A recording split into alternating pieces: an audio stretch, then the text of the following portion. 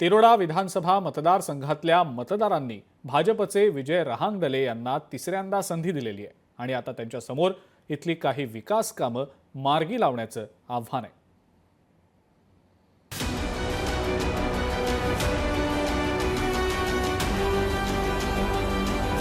गोंदिया जिल्ह्यातील तिरोडा विधानसभा मतदारसंघात जातीय समीकरणानुसार आमदार निवडला जातो।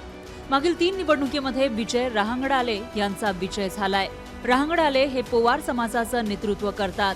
या मतदारसंघात त्याच समाजाला तिकीट दिलं जातं।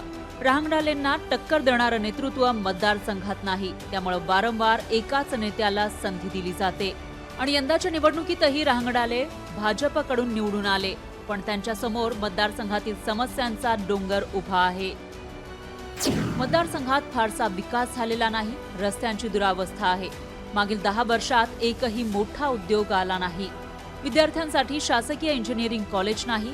मतदारसंघात छोटे मोठे प्रकल्प आहेत, पण शेतकऱ्यांना त्याचा फायदा होत नाही।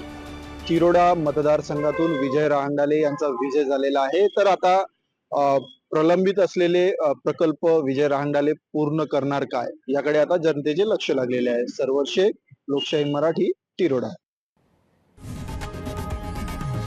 लोकशाही मराठी ऐका, पहा, जागरूक रहा।